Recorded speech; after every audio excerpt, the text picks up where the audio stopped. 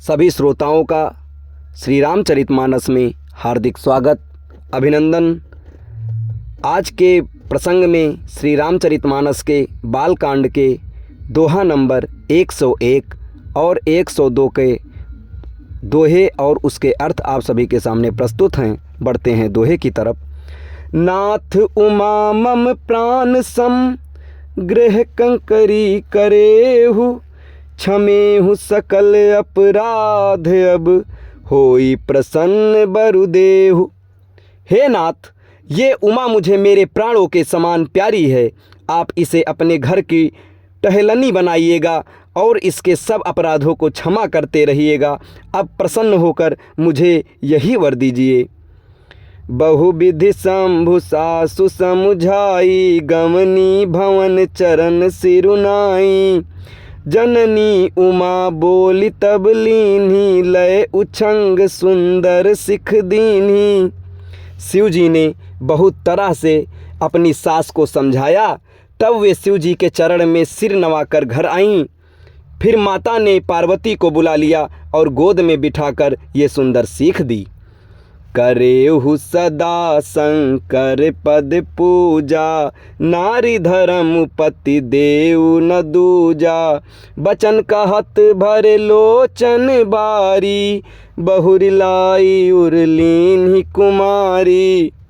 हे पार्वती, तू सदा शिव जी के चरणों की पूजा करना। नारियों का यही धर्म है, उनके लिए पति ही देवता है और कोई देवता नहीं है। इस प्रकार की बातें कहते कहते उनकी आंखों में आंसू भर आए और उन्होंने कन्या को छाती से चिपटा लिया। कत विधि सृजी नारी जग माही, पराधीन सपन्यों सुख नाही। भय अति प्रेम बिकल महतारी, धीरज कीन कुसमय विचारी। फिर बोली कि विधाता ने जगत में स्त्री जाति को क्यों पैदा किया? पराधीन को सपने में भी सुख नहीं मिलता। यूँ कहती हुई माता प्रेम में अत्यंत विकल हो गईं, परंतु कुसमय जानकर दुख करने का अवसर न जानकर उन्होंने धीरज धरा। पुण्य पुण्य मिलति परति गही चरना, परम प्रेम कछु जाई न बरना। सब नारहि मिली भेंटी भवानी, जाई जननी उर पुनि लपटानी। मैना बार बार मिलती है और पार्वती के चरणों को पकड़कर गिर पड़ती है। बड़ा ही प्रेम है, कुछ वर्णन नहीं किया जाता। भवानी सब स्त्रियों से मिल भेंट कर फिर अपनी माता के हृदय से जा लिपटी। जननी बहुरी मिली चली, उचित आशीष सब काहूँ दई। फिर फिरी बिलोकति मातु तन, तब सखी लय शिव पहीं गई। जाचक सकल संतोषि शंकरु, उमा सहित भवन चले। सब अमर हर से सुमन बरसी, निशान नभ बाजे भले। पार्वती जी माता से फिर मिलकर चली। सब किसी ने उन्हें योग्य आशीर्वाद दिए।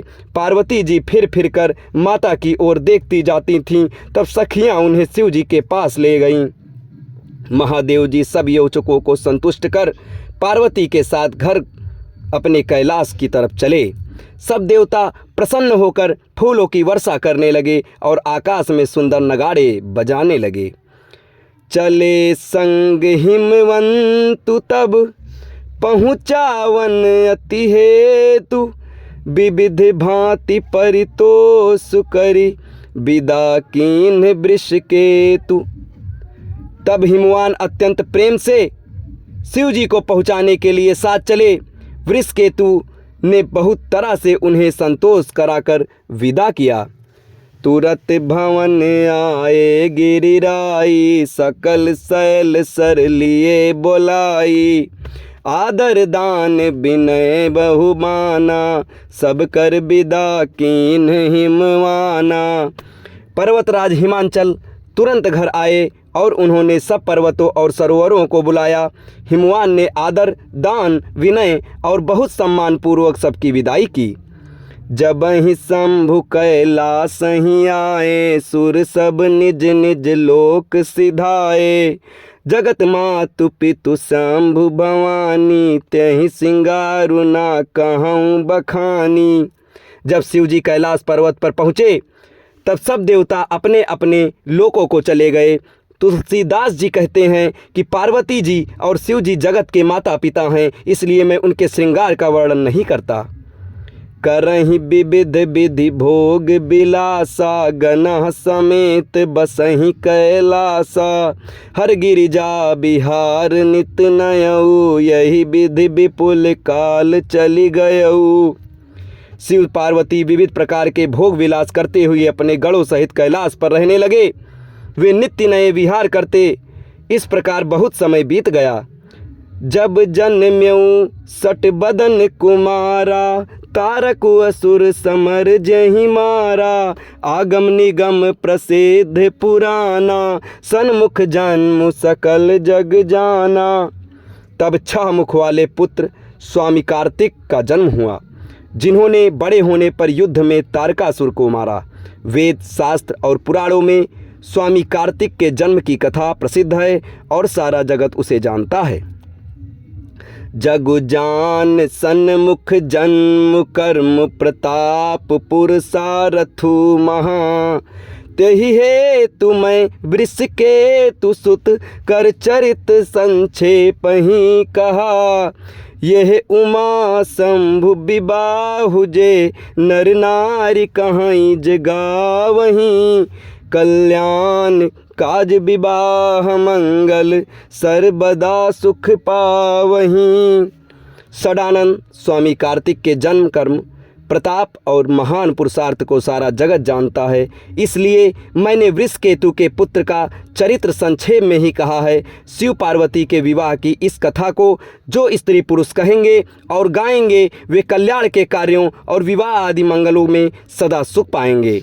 अब इसके आगे की कथा आपको अगले वीडियो में बताई जाएगी। तब तक हमारे साथ इसी प्रेम के साथ बने रहें। धन्यवाद। जय श्री राम।